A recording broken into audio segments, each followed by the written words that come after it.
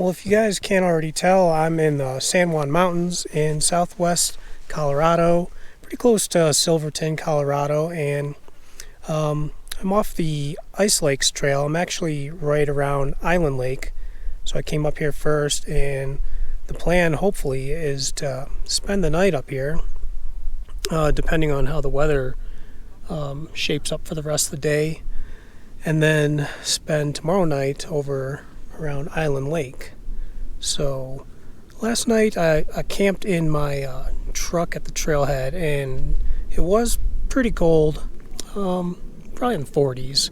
So that was around 9,900. Right now we're close to 12,004. So I imagine it's going to get around 30. So we'll see. But the weather tonight is supposed to be clear. Tomorrow is supposed to be off and on thunderstorms in the evening. So if things don't work out, we can always head down over there, down to lower Ice Lake Basin, which is in the tree line. So we actually came up over this way, and on the other side of this kind of hill is Island Lake, and the trail over there continues to go up, and it'll go over that pass right there. It gets pretty steep. I've seen quite a few people going up and down that all day, though, and actually I saw a guy on a mountain bike that was riding along the ridge up there, and he came down down there, so that's pretty crazy. The trail continues to wrap around that way, and that'll take you over to Ice Lakes, and there's probably around 3 or 4 named peaks over in that basin, so definitely looking forward to getting over there tomorrow.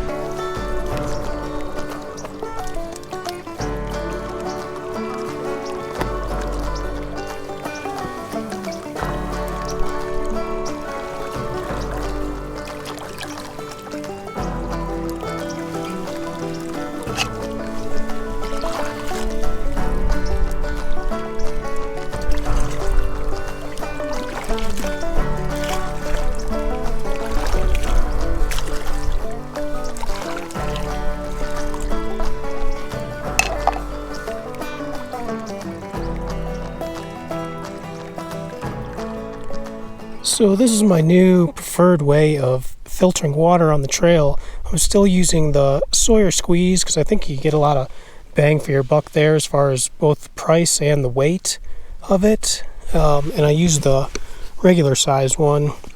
But I also just recently switched from the Sawyer squeeze bags, which are kind of a pain in the butt to use. And I'm now using one of these CNOC, C-N-O-C Outdoors 3-liter bags, and they're awesome because this little clasp right here slides off, and the bag unfolds, and then it just completely opens up. So whereas when you had the Sawyer squeeze, if you had to fill up at like a small puddle or a lake or something, it would just take forever to get water in that bag. But with this, you can just, dunk it in the lake or drag it through that small puddle, whatever you got to do, but you'll get water into the bag a lot quicker than you will with one of the Sawyer squeeze bags. It's cheap too. I think I paid like $20 or $25 at the most for this 3-liter. And with a 3-liter, I can just fill up one bag at a time and not have to do multiple fill-ups with a Sawyer squeeze bag. I think the biggest Sawyer squeeze bag that I had was a 64 ounce. I don't think they had maybe they have a 3-liter now, but this is 48, and then this is 33, so 80 ounces or so, and 3 liters is 96 ounces. So you don't have to keep going back to the well with the CNOC bag. So that's nice too.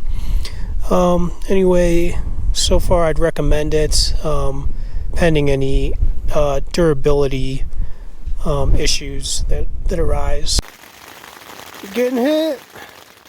Got some hail coming down, some rain. X-Mid 2P's handling it like a champ so far. We got this damn mosquito stuck in here too. Wind so far is pretty calm. We had a few gusts, maybe 10 to 15, but nothing serious. And we still got the sun out over on this side.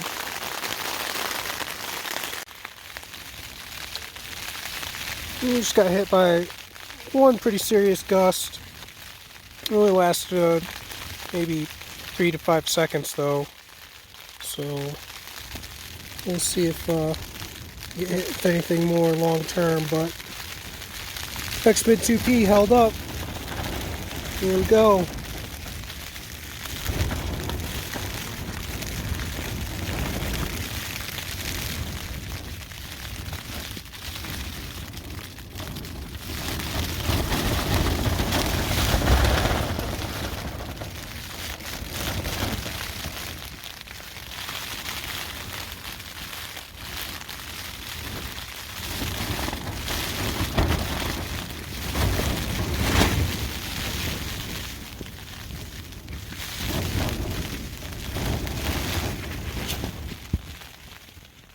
Still standing. So the weather's calmed down a little bit, so I thought maybe I'd show you guys around this basin a little. And I just came across this little depression in the earth here, and I'm wondering if this is the remnants, the entrance of an old mine. I don't know if you guys are aware, but the San Juan mountains were heavily explored for minerals, silver, gold, probably copper, and other minerals. And some of these mines are still active around here, and I guess some of them are abandoned and closed off, but it kind of looks like that was the entrance to something. But if the weather gets rowdy tonight and takes my tent out, I think this would also be a good place to seek shelter.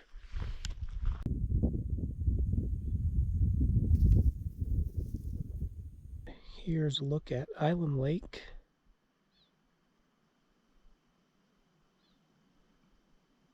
I think there's one other tent down that way. Other than that, we're the only ones up here, besides all the marmots that have decided to come out now since the people are gone. But it was fairly crowded here around 10:30ish, and then it started to thin out. But it's one pretty lake.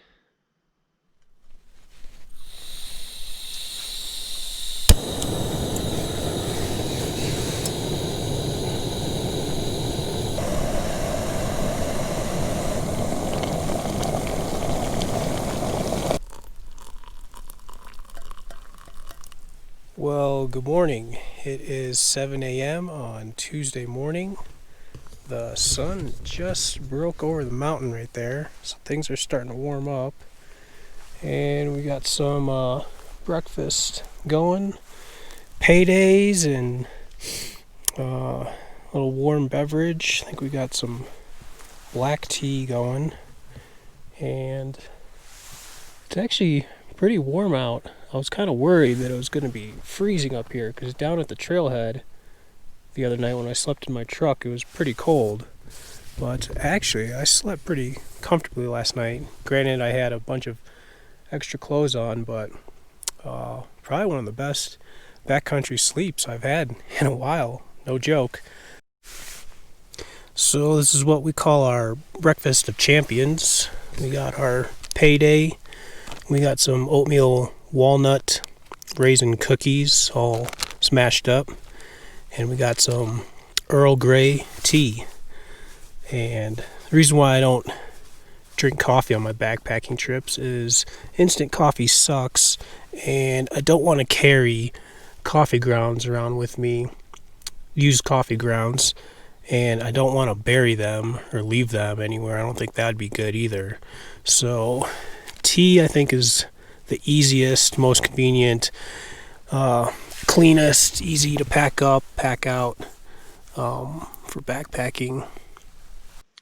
Something else I wanted to mention, when you're out backpacking and you're looking for a site to camp, one thing you should always look for, if possible, is some sort of large flat rock, because you can sit on it, you can lay on it in the sun, you can cook on it, and you can use it to organize all your stuff too when you're packing up, getting ready to go. So the times when I haven't had something like this have just been a real pain in the butt, because everything is just down in the dirt, getting filthy, and easy to lose. So this really helps out a lot. So we got a guy and a girl over there.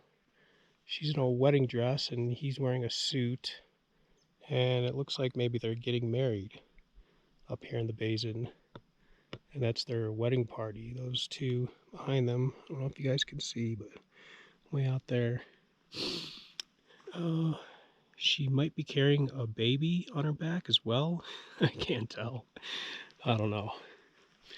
But I just wanted to point this out. Nothing really makes me happier on a backpacking trip when you wake up in the morning and you see a completely dry tent. No condensation, no rain, no dew, nothing. Bone dry. I love it. Easy to pack up. No drying time, nothing you gotta wait for. There it is, guys. Ice Lake. San Juan Mountains, Colorado.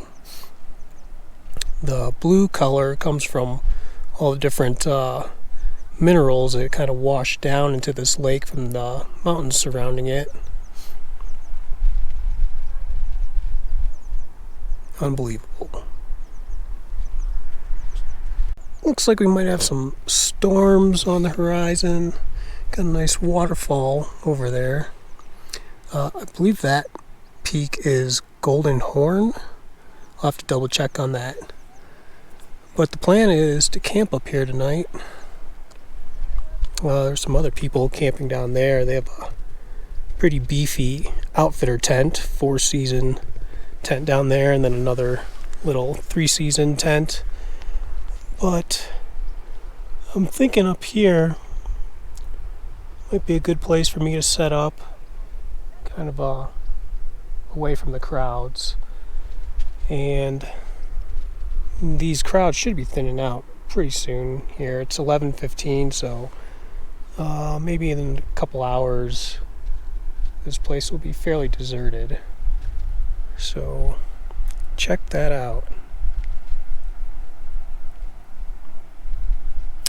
Yeah, rock flour, I believe, is the term for all the sediment and whatnot that washes down in here, and when the sun hits it, or when the light hits it, it turns it this incredible blue color. So we got water coming down over there, and we got water coming down over there, and looks like a lot of rock washing down from that mountain right there too. Here we go with round 2 with the drop X-Mid 2P tent. Out here at Ice Lake, we got a storm coming in, and it's about just before noon. So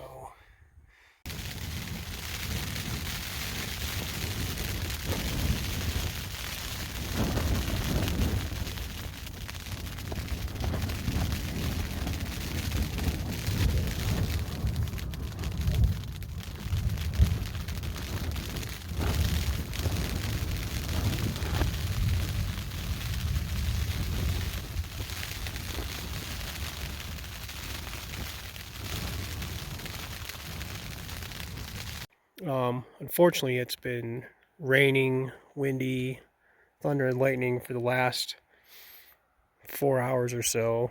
It's 4:30 now, and been in the tent since before noon, I'd say, which kind of sucks. So I've actually debated whether to just pack up and get out of here if we get a break in the rain, because I was worried about it just continually storming all night long, and I don't want to have to wake up while it's still raining and pack up tomorrow morning. But it kind of looks like things are breaking open over there. I'll give it a little bit more time before I make a call. But we got 3 other people down there, and I think I saw a couple trail runners just ran up here, so they've been running in the storm. And then another guy just hiked up there to the upper lake, Fuller Lake, I think. So we got a lot of brave souls around these parts, but the storm wasn't too bad. I've been in worse, so. But that's it. That's it for now. Just take a look at that view. That's insane, and that lake, crazy.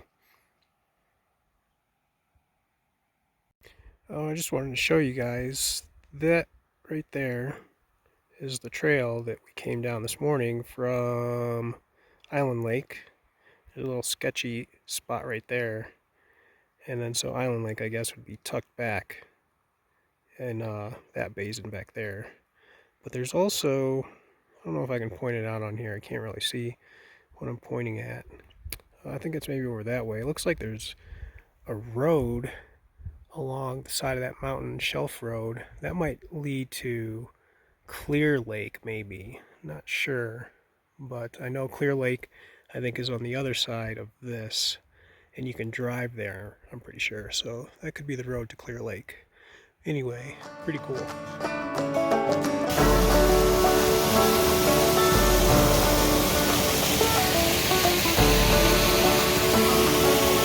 Solid as a rock.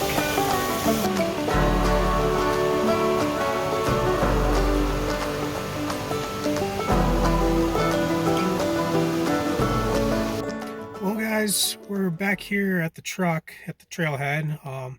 Unfortunately, I made the decision to pull out. I think we left the Ice Lake Basin right around 5:20. It was just still windy and cold and raining off and on, and I was hoping that things were going to let up, but there really wasn't any sign. And from what it looks like, it's still pretty much overcast over that way. So I don't think I missed too much by heading out early. That being said, I'm not too disappointed that I didn't get to stay one more night. I pretty much accomplished everything that I wanted to on this trip. Camping above 12,000 feet, testing out a new tent, getting some photos that I wanted to get. So all in all, I think I got what I came out here to get. And this may be my one and only opportunity ever to hike this trail. I don't know if I'll ever be back here. It's fairly strenuous. It's not horrible, but I don't know if I would come back here on a solo trip again. But if, someone, a friend of mine, or if my wife ever wants to go backpacking, well, she'd probably kill me if I took her on this trail. So yeah, probably never coming back here again. But it was awesome. So I hope you guys found this at least mildly entertaining. If you did, please like or subscribe. And if you have any questions or comments, leave them down below. I'll do my best to get back to you. And we'll see you in the next one.